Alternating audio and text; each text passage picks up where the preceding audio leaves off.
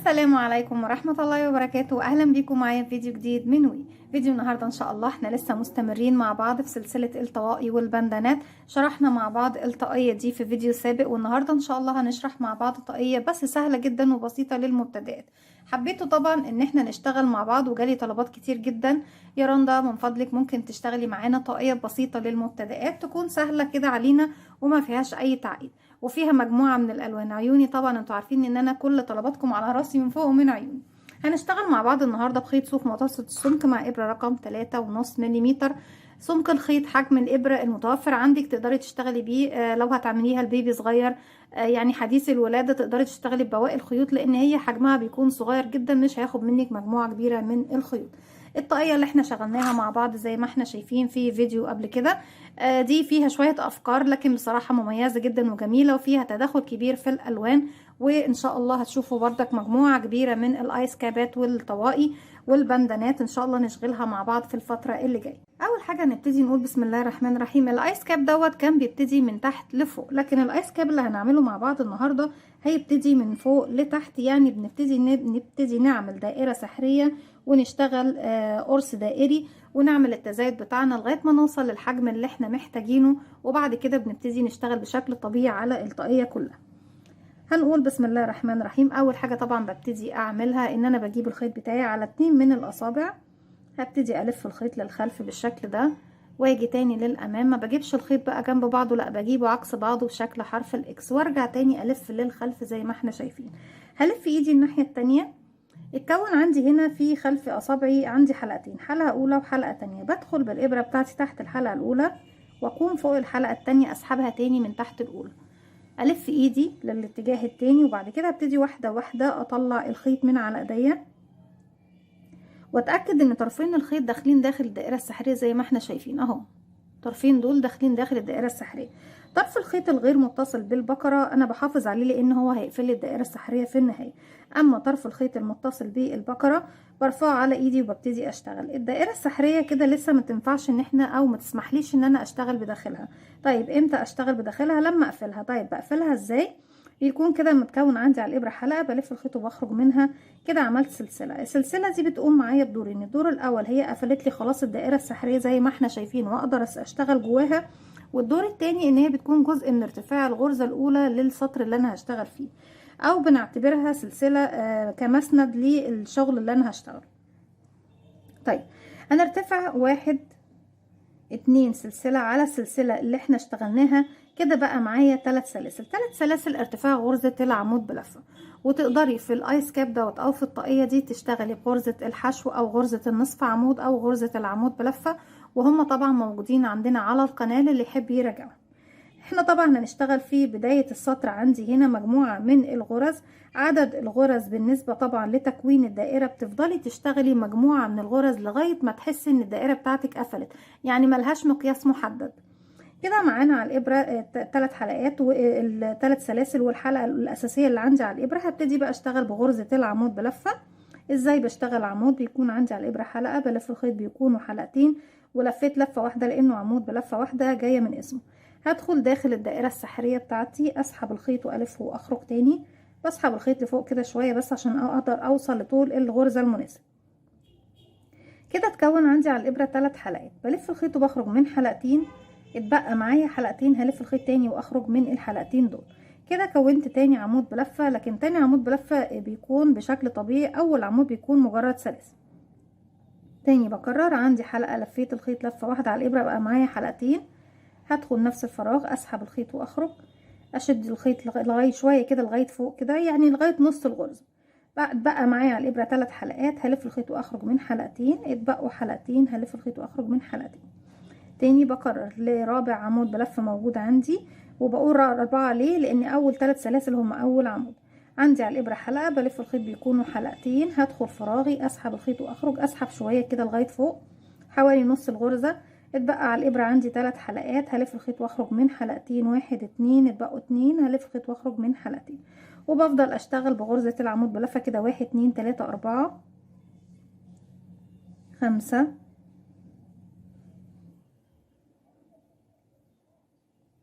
6. طيب الدائره بتاعتي انا حاسه انها واسعه وانا مش عارفه اشتغل فيها، طرف الخيط بتاع البداية ببتدي اشد واحدة واحدة، بيضيق لي مركز الدائرة زي ما احنا شايفين كده. 1 2 3 4 5 6 7 8 9 10 11 12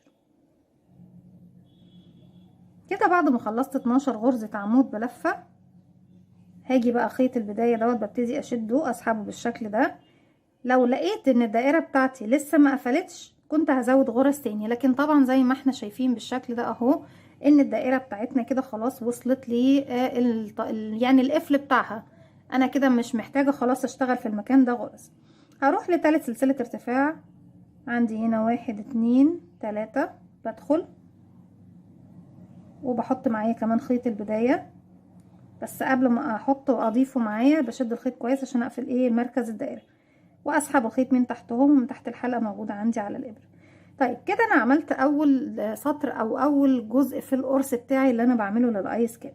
هبتدي ارتفع في نفس المكان اللي انا فيه 1 2 3، وهعتبر دي اول غرزة موجودة عندي في الايس كاب في السطر الجديد اللي هو السطر التاني بتاعنا. لما بنيجي نعمل تزايد في الدائرة طبعا قاعدة التزايد في الدائرة بتكون في السطر الاول من التزايد والسطر التاني للشغل بتاعي بتكون تزايد على كل غرز، يعني بشتغل على كل غرزة مرتين. كده اشتغلت في الفراغ الاول ده مرة، هشتغل كمان غرزة عمود بلفة في نفس الفراغ، يعني كده اشتغلت 2 فوق اول غرزة، وفي كل غرزة بشتغل مرتين. طيب السطر الجديد ده بنشتغل فين يا بنات؟ انا عندي هنا حرف الفي بيكون فيه حلقة امامية وحلقة خلفية، الفرونت لوب والباك لوب، وتحت منهم زي ما احنا شايفين فراغ صغير اهو. الفراغ الصغير ده ما بشتغلش ما بين العمودين، لا بشتغل في الفراغ الصغير بس. هدخل بقى الف الخيط وهدخل تحت حرف الفي بالشكل دوت للغرزة رقم 2 واشتغل عمود بلفة كده 1،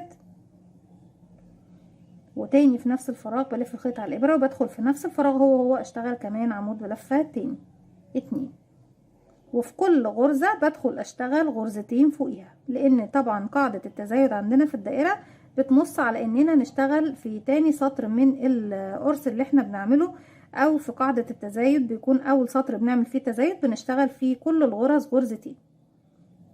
كده دي تالت غرزة بشتغل فيها مرتين 1،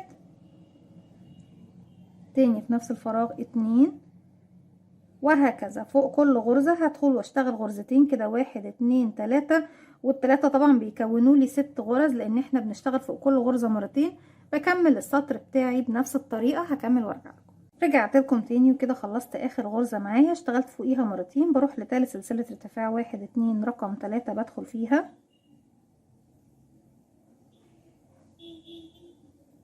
وبقفل بغرزة منزلقة.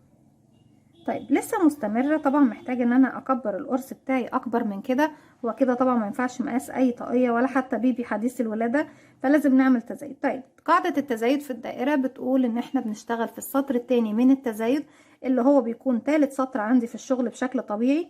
بشتغل فوق اول غرزة غرزة واحدة، وتاني غرزة بشتغل فوقيها مرتين، وبفضل اكرر دوت لغاية نهاية السطر بتاعي. غرزة فيها بدون تزايد وغرزة فيها تزايد، يعني بشغل فوقيها مرتين وهكذا. هرتفع 1 2 3. وفي قاعدة مهمة جدا بردك لازم نعرفها، عدد الغرز اللي انت بتشتغليها في اول سطر هي نفس العدد اللي بيزيد معاكي في كل سطر. يعني انا ابتديت ب 12، كل سطر هتبصوا تلاقي وزاد عليه 12، يعني احنا السطر الاول ابتدينا ب 12، السطر التاني اشتغلت تزايد على كل الغرز بقى معايا 24 غرزة. لو حسبنا الفرق ما بين ال 12 وال 24 هنلاقيهم 12. طيب السطر اللي جاي هنعمل تزايد على تاني غرزة في كل الغرز اللي هي رقم 2، يعني اول غرزة بتكون غرزة واحدة، تاني غرزة بتكون غرزتين. لو بصينا بردك للعدد هتبصوا تلاقوا العدد معانا 36 غرزة. طيب الفرق ما بينه وبين السطر اللي قبله هتبصوا تلاقوه بردك 12 غرزة، وهكذا. لو انتي ابتديتي ب6 هتبصي تلاقي العدد اللي بيزيد معاكي 6، لو ابتديتي ب8 يعني هتلاقي العدد بيزيد معاكي 8، 10 هتلاقي العدد بيزيد معاكي 10. عدد غرز البداية هي نفس العدد اللي بيزيد معانا في كل سطر. طيب اول غرزة خلاص مش هشتغل فوقيها تاني، لان احنا قلنا ان السطر التاني من التزايد ما بشتغلش غير في الغرزة رقم 2 بس هي اللي بيكون فيها تزايد، يعني بشغل اول غرزة بدون تزايد وهروح احنا هنسيبها بقى خلاص لان احنا اشتغلنا فوقيها عمود. هروح لرقم 2 وهي اللي هشتغل فيها تزايد. 1 تاني في نفس الفراغ 2. ارجع اكرر بقى لغاية ما بوصل لنهاية السطر بتاعي الغرزة الاولى مرة واحدة بس، يعني فوقيها غرزة واحدة بس. اشتغلنا دي واحدة، اللي بعدها يعني هسيب دي خلاص واروح للي بعدها اشتغل فيها تزايد. نعمل انكريز في تاني غرزة عمود بلفة موجودة عندي كده 1، وتاني مرة في نفس الفراغ 2.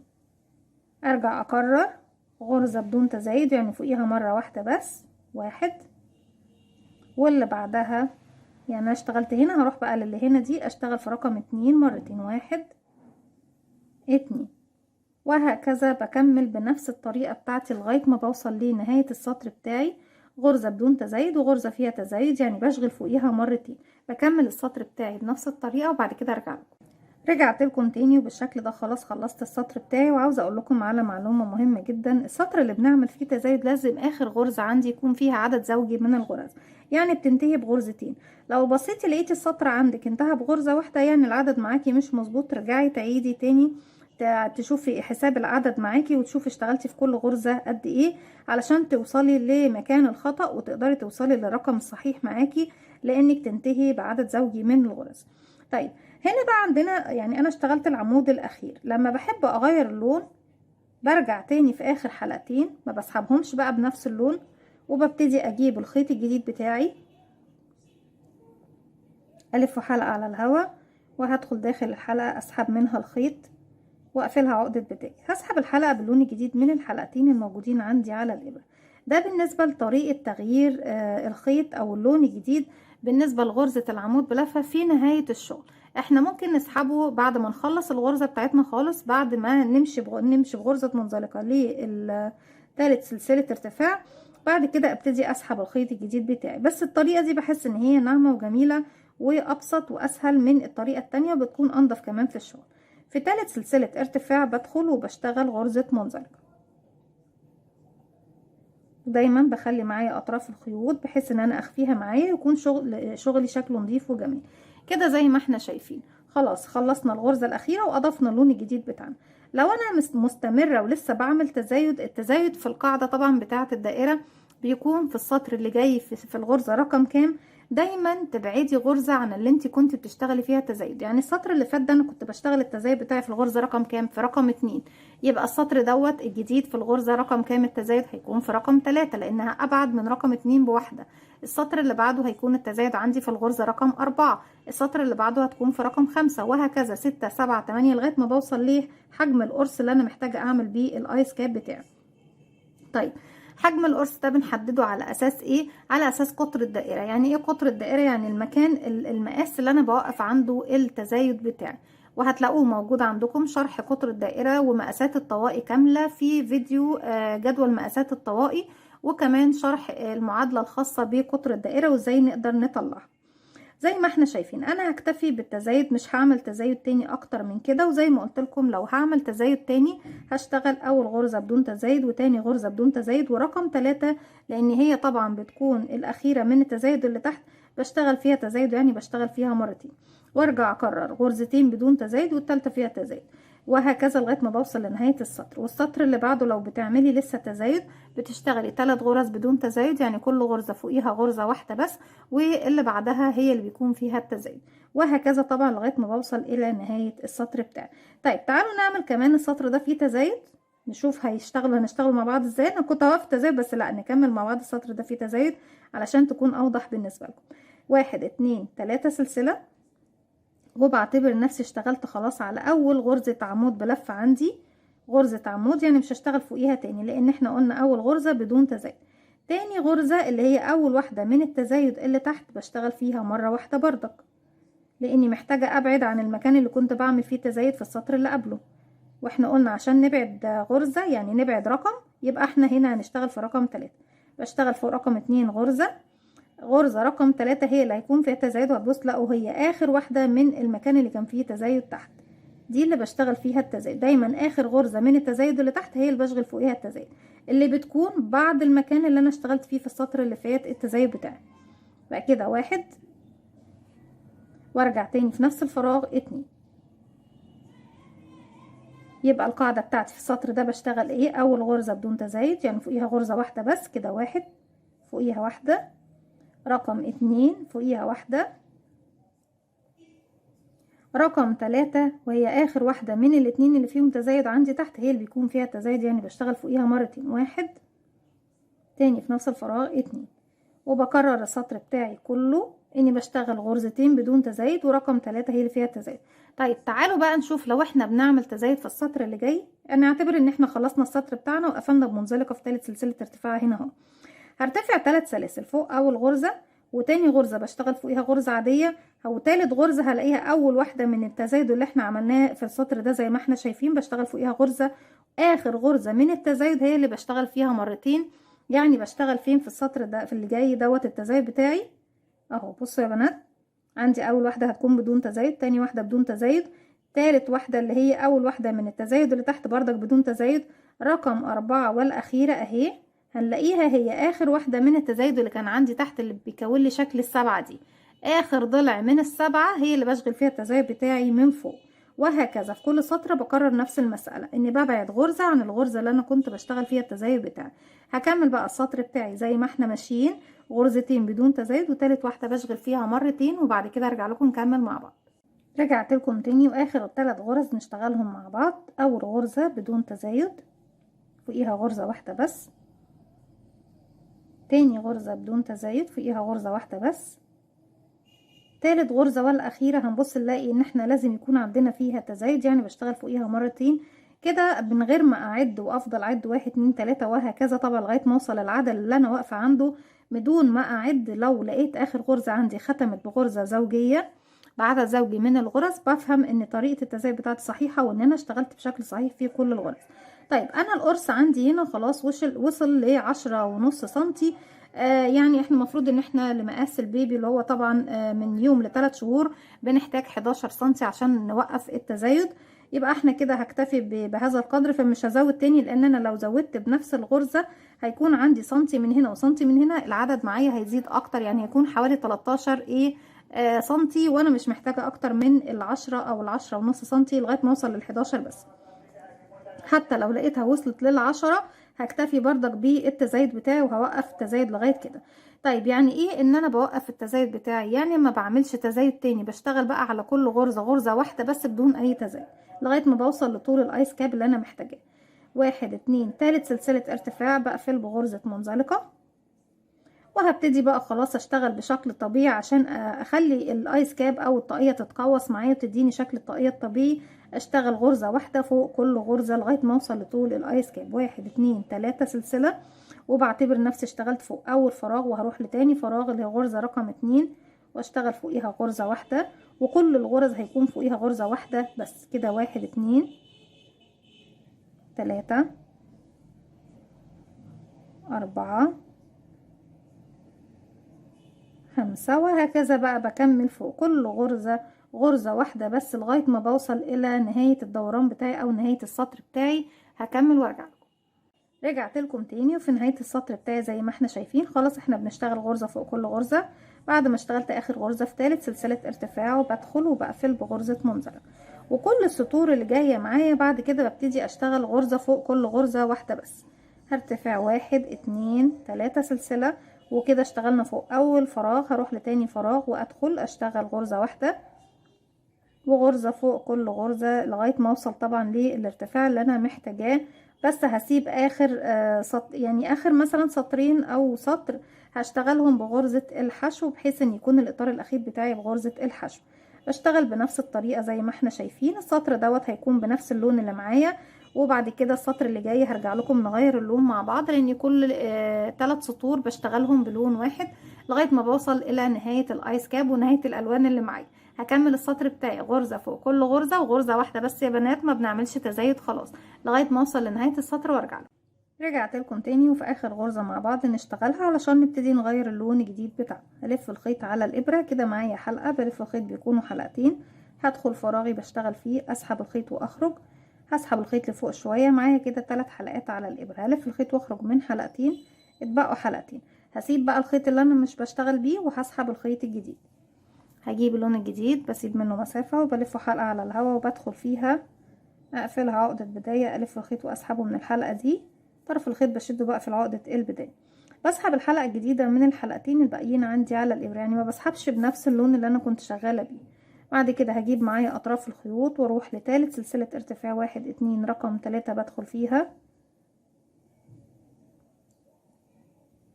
وبخلي معايا على الابرة الخيوط اللي انا بخفيها معايا واسحب الخيط من تحتهم ومن تحت الحلقة اللي عندي على الابرة. كده بكون ضفت اللون الجديد، وببتدي بعد كده ايه ارتفع واشتغل ايه بنفس الطريقة غرزة على كل غرزة.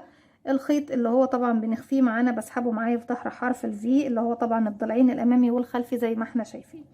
هرتفع 1 2 3، واول غرزة خلاص اشتغلنا فوقيها هروح لتاني غرزة وابتدي اشتغل فوقيها غرزة واحدة بس، وكل الغرز اللي بتقابلني ببتدي اشتغل فوقيها غرزة واحدة بس. ادخل فوق كل غرزة غرزة، هكمل بنفس اللون اللي معايا دوت السطر دوت وكمان السطرين اللي بعده، يعني كمان يعني نكمل بس كل لون زي ما قلنا بيكون 3 سطور، وبعد كده هرجع لكم نعمل اخر اطار معانا باستخدام غرزة الحشو. رجعت لكم تاني وكده بكون خلصت ال3 سطور باللون الجديد زي ما احنا شايفين، والايس كاب بتاعنا خلاص اتقوس معانا وادانا شكل الطاقية لاننا بطلنا خلاص نعمل تزايد. في المرحلة دي في اخر غرزة عندي في السطر هنعمل ايه، بلف الخيط على الابرة عفوا، بدخل في الفراغ اللي هو في اخر غرزة عندي، الف الخيط واخرج معايا 3 حلقات على الابرة، الف الخيط واخرج من حلقتين، واخر حلقتين بسيب بقى الخيط اللي هو اللي احنا مش هنشتغل بيه وببتدي اجيب الخيط الجديد بسيب منه مسافة وبلفه حلقة على الهواء، بدخل اقفلها عقدة بداية، بسحب الحلقة الجديدة من الحلقتين الموجودين عندي على الابرة بالشكل ده، وببتدي اقفل بغرزة منزلقة في ثالث سلسلة ارتفاع موجودة عندي. اطراف الخيوط بتفضل معايا لغاية ما بخفيها، الخيوط كلها ما بقصهاش وبنضفها غير بعد ما بخلص شغلي بالكامل، بحيث ان انا بعد كده بسيب 10 سنتي من الخيط بحيث يسمح لي ان انا ادخله في ابرة التنظيف، وبعد كده ببتدي اخفيه داخل الغرز وتحت سطور. كده خلاص احنا قفلنا السطر القديم بتاعنا وبنبتدي نرتفع 3 سطور اللي جايين كلهم بغرزة الحشو. طيب ارتفاعنا لغرزة الحشو بيكون سلسلة واحدة بس، يعني 1 سلسلة وبدخل داخل نفس الفراغ بشتغل غرزة حشو. غرزة الحشو بنشتغلها ازاي، بيكون عندي على الابرة حلقة بدخل فراغي هو اسحب الخيط واخرج معايا على الابرة حلقتين، بلف الخيط واخرج من الحلقتين كده 1، واروح للغرزة اللي بعدها كده معايا حلقة بدخل فراغي اسحب الخيط واخرج معايا حلقتين بلف الخيط واخرج منه، وهكذا بكمل بنفس الطريقة. طبعا فوق كل غرزة غرزة حشو، يعني فوق كل فراغ غرزة واحدة، بس المرة دي بنعملها بغرزة الحشو. غرزة الحشو انا ما بلفش الخيط على الابرة خالص، انا بدخل على طول بيكون معايا الحلقة الاساسية بدخل من فراغي اللي هشتغل فيه الف الخيط واسحب واخرج معايا حلقتين بلف الخيط وبخرج منه، بكمل السطر بتاعي غرزة حشو فوق كل غرزة عمود لفة بتقابلني لغاية ما بوصل الى نهاية السطر بتاعي. لما بوصل لنهاية السطر برتفع سلسلة بقفل بغرزة منزلقة فوق الغرزة الاولى طبعا اللي اشتغلناها، وبعد كده ببتدي ارتفع سلسلة واشتغل غرزة حشو على كل غرزة حشو بتقابلني. هكمل الراوند بتاعي والراوند اللي جاي، وفي نهاية السطر الاخير هرجع لكم نشوف الايس كاب بتاعنا مع بعض. رجعت لكم تاني في نهاية السطر بتاعي، فوق اول غرزة حشو بدخل تحت حرف الفي وبقفل بغرزة منزلقة. لو هرتفع سطر جديد برتفع سلسلة وفي نفس الفراغ بشتغل غرزة حشو، او لو مش عاوزة تشتغلي في نفس الفراغ بترتفع سلسلتين وبتعتبري نفسك اشتغلتي فوق اول فراغ وبتروحي لتاني فراغ على طول وتشتغلي غرزة الحشو التانية بتاعتك.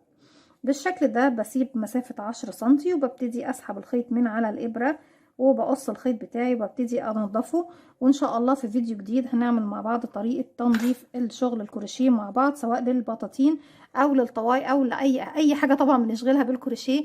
دي كانت الايس كاب بتاعتي النهاردة او الطاقية بتاعتي، مجموعة من الالوان تدريجات الوان جديدة مع طريقة سهلة جدا وبسيطة للبنات المبتدئات اللي حابين يعملوا ايس كاب سواء للبيبي او للكبار، سواء بنات او سيدات.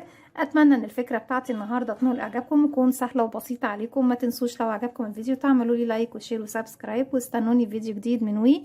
وكمان ما تنسوش تفعلوا زرار الجرس عشان يوصلكم مني كل جديد. السلام عليكم ورحمه الله وبركاته.